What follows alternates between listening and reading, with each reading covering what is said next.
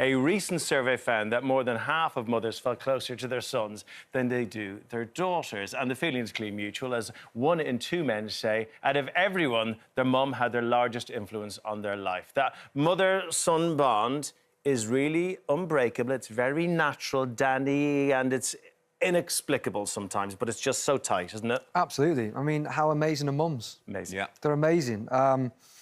Yeah, my mum is a massive, massive reason why I do what I do today. You know, the belief and the love and just the energy she put into me, and she always listened. Say, if my favourite story is that I was playing guitar very, very badly when I started, and I was 6 years old when I started, and I always remember her turning off the TV, and it was her favourite show, EastEnders, like, come on, you know.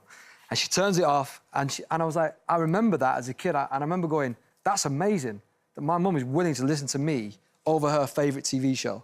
And I always remember those little things that always made me believe that I was listened to and I was good enough, and this ball of fire of belief. So, yeah, and it led me to the point where I met Tom, which was an audition that I wasn't meant to be at. It was a dancing one for a dancing boy band, which I didn't get in, obviously. It was shocking, mate. If you see the footage, you will be absolutely distraught. So your mum did all this? Like, Yeah, oh, she kept me there, yeah. Pete, you mentioned your mum earlier, and I guess it's a probably slightly more complicated relationship you have with your mum. How is it now? Yeah, it's a wild one. I mean, it's been, like, fairly heavily documented. My mum struggled a lot with you know, her mental health when I was younger. You know, to the point where... And she's very open about it now, and that's why she's kind of my hero. But, you know, she tried to take her own life at one point, and my relationship with her growing up, you know, I was fairly young at the time, was a lot of resentment, I think. And it wasn't really until I got older and started understanding a little bit more kind of about mental health that I kind of built a relationship with my mum to the point where it is now, because that resentment that I felt was just a lack of understanding of how she felt and everything she was going through at the time. And now my mum she's my mum second. First of all, she's my best friend, and I absolutely adore her. She's my hero. Coming from kind of the pits of despair that she was in to the way she is now, she is just the biggest inspiration. Yeah, that's my mum, Tracy. So, yeah, I'm literally obsessed with her. She is the biggest... She's had the biggest impact on my life, and continues to do so. She's just an amazing person. Some similarities with your story, because your dad left when you were still a young man, and you had to take on the mantle a little bit, and you had a lot of pressure on you, I guess, absolutely, with that. yeah. It's one of the first things we bonded about when I did your podcast. And, yeah, I think being abandoned by a father figure, or your father, in my case, was that you're suddenly this... I was the man of the family, and I was in a fortunate position where I was in this bubble of McFly and having this inconvenience of Dad leaving. I was like, no, not now. I'm having the best time in the band.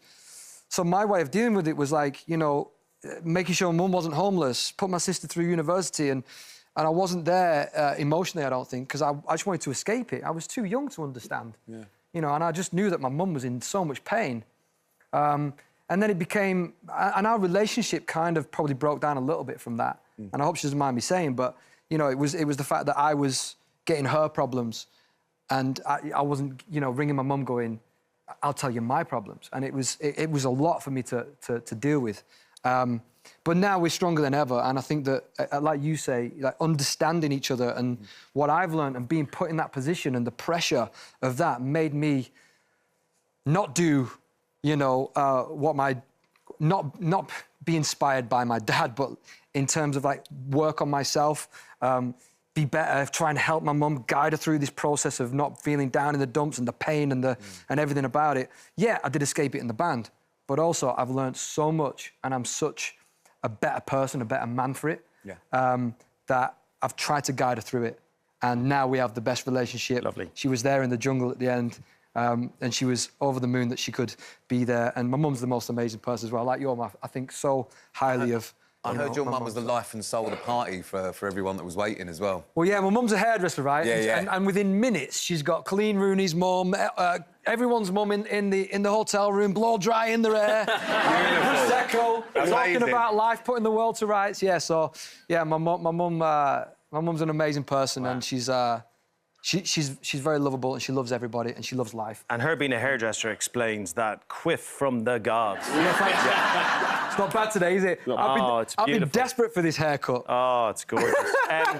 Would you believe it? In a survey about who is the biggest mummy's boy conducted by me just now, it is Jordan Banjo. A poster boy for mummy's boys, right I'll there. tell you what, my mum, obviously, she owned the dance school that Diversity all met at from when we was little kids, from when I was like 2 or 3 years old. Grew up, she used to look after us all, take us around to shopping centres so we could perform. And even to this day, my mum is still the Diversity manager. She's literally our manager. She comes on tour with us. So everyone's like, oh, when you boys go out on tour, but it's mental. Yeah, my mum's sitting 4 seats away from me on the bus, mate. It is not that mental at all. But she's definitely had the biggest impact on my life. You know, she's not just through being an inspiration or some advice, literally guided me, my older brother, all my best friends to where we are right now. Without her, I literally wouldn't be sat here. So, yeah, no, my mum's a legend as well. Well done, Mum. Well done, Mum. You know, I come on this show terrified I'm going to say something to upset my wife, and I realise if I don't mention Ethna Doyle right now... Love you too, Mum. Fantastic woman. Should we all say hello to our mums? Yes. Yeah, hello, say hello to mums. Hello, Mum. Hi, Mum. Hi, Mum. Hi, Mum. Look, really fun stuff, but some serious stuff there too. So, look, if you feel you've been affected by anything we have been talking about, not just in that section, but across the show today, go to itv.com helplines. There is some help there for you. Remember, it's always best to talk. That's why we're here.